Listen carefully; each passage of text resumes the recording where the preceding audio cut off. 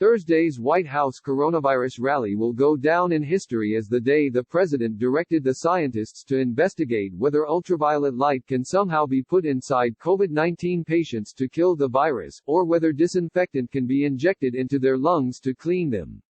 He was very proud of himself, obviously believing that he'd discovered some kind of breakthrough after hearing a briefing about how ordinary people can kill the virus in their homes. https://twitter.com/a trooper/status/1253485006768988818. One shudders to think what it must be like to be in meetings with this person. It brings to mind former Secretary of State Rex Tillerson's famous quote after trying to teach him some basics about international relations: "He's a fucking moron."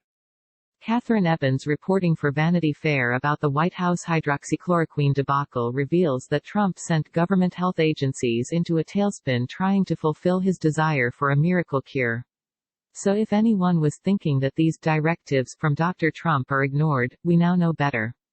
We can only imagine what kind of trials for internal UV light and Clorox cures they are scrambling to set up as we speak. But that wasn't the only disturbing thing Trump had to say. One might have thought he'd spend the entire rally patting himself on the back for Thursday's passage of the CARE Act extension to help small business, but he seemed uninterested in that. When asked about the desperately needed help for state and local government, which he'd previously said he favored, this was the president's response.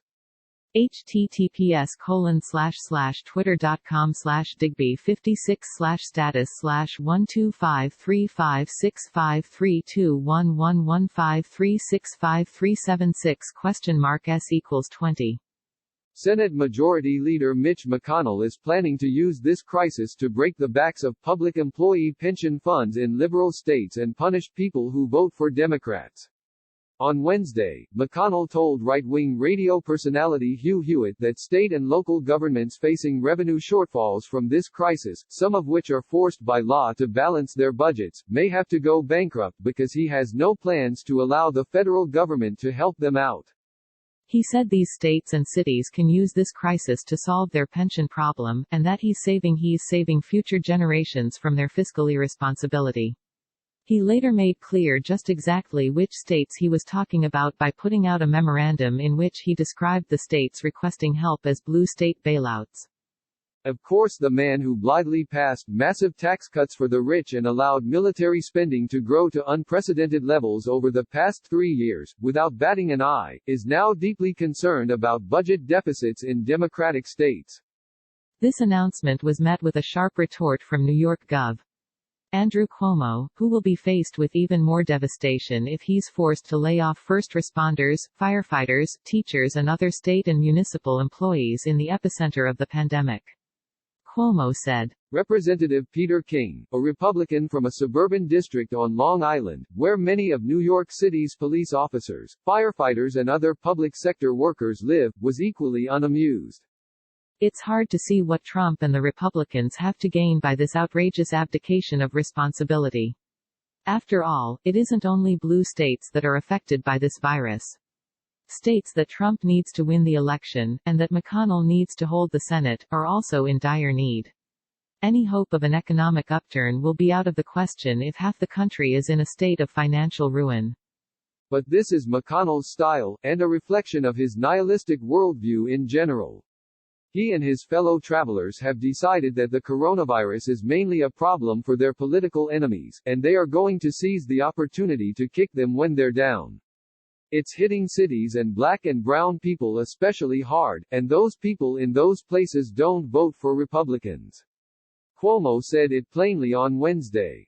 In fact, under current law state governments are unable to declare bankruptcy, and they can't easily borrow money due to constitutional budgetary constraints.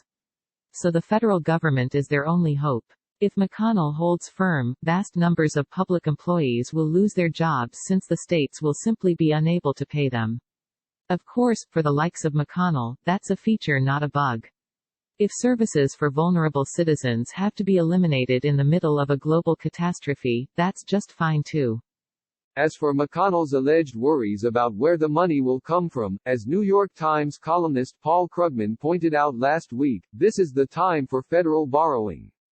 Anyway, we know for sure that Mitch McConnell has no real concerns about deficits or borrowing. After all, he had no qualms about offering bailouts to big companies with virtually no oversight just 2 weeks ago when he insisted, "We have an obligation to the American people to deal with this emergency." It's unclear exactly how McConnell hopes to thread the needle of only helping red states while leaving the blue states twisting in the wind. But he'll have to find a way, because plenty of red states are going to need the same kind of help. Perhaps he thinks he can hold any further aid hostage until blue state governors agree to eliminate public employee pensions, but that's a tricky business when his own voters will be hostages as well. But McConnell doesn't gleefully call himself the Grim Reaper for nothing. If anyone's willing to risk his own constituents' lives to score political points, it's him. This upcoming campaign should be one for the books. The incumbent president and his party have decided that their best bet to win over the country during an unprecedented crisis will be to give as much money as possible to big business, force states into bankruptcy and destroy the pensions of cops, firefighters and teachers as the pile of dead bodies gets higher and higher. McConnell famously said back in 2009 that his job was to make Barack Obama a one-term president. He failed. It looks as though he may get the job done for Donald Trump instead, while destroying the country in the process.